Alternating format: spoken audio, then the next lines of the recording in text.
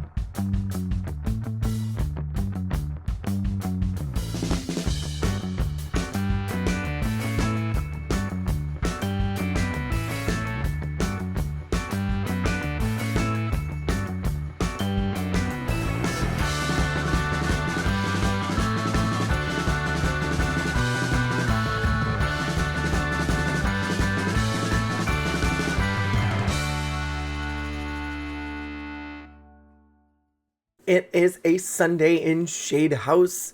We are with Loch Ness Monster, who is currently looking through the web. And as far as relationships are concerned, he has no one in his corner that he's even slightly interested in. Donna Party, who is standing out in the rain, wants to cook some meals.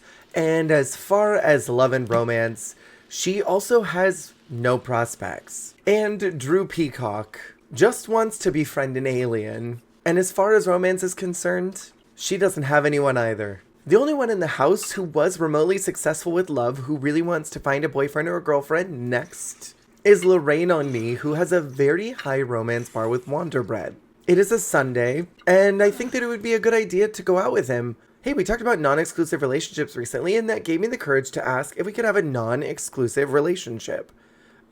She's definitely not interested in that. Juan declined Lorraine's offer to have an open or polyamorous relationship. Juan did? She did. That's like when your boss tells you you're fired and you say, "No, I'm not, 'cause I quit." That's like the same energy. I need to know what he's doing. This lie is not gonna work for me. Wanderbread has decided to meet us here at Planet Honeypop, and I forgot that it was raining. Stacy is here shaking her groove thing, and her feet seem to be melting into each other.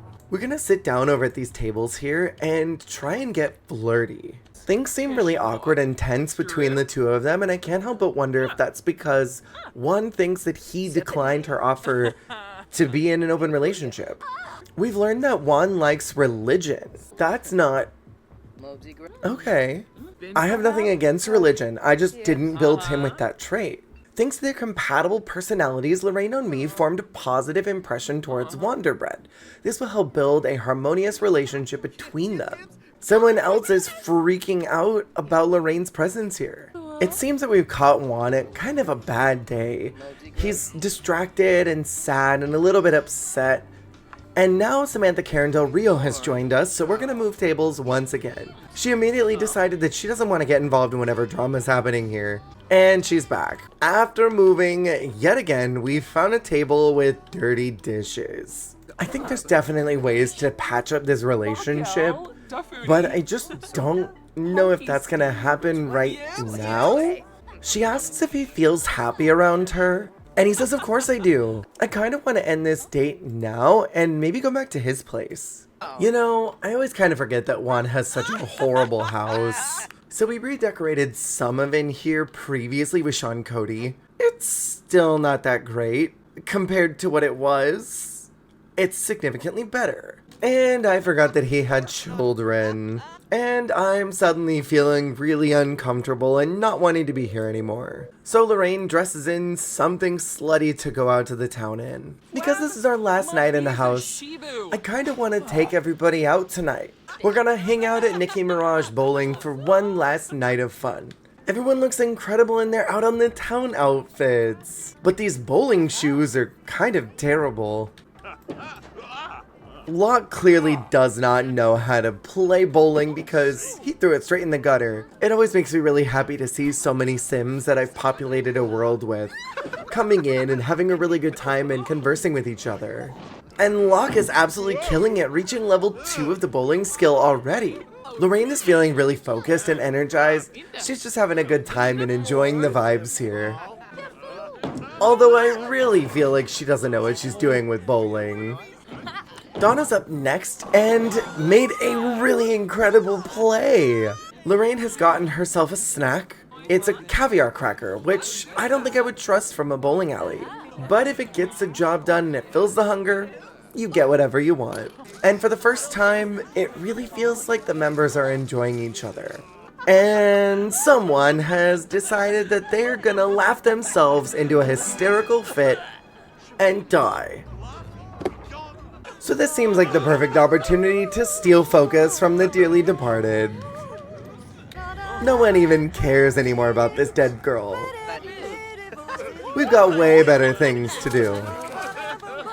Lorraine's decided to stop her singing to get to know the Grim Reaper. And I can't tell if he's actually interested or not. Lorraine's decided to get really bold and ask if the Grim Reaper wants to be her friends with benefits. And I think he said yes. We've learned that the Grim Reaper is non-committal, but that doesn't tell me anything about if he doesn't want to woohoo. We had a very memorable moment out at the nightclub.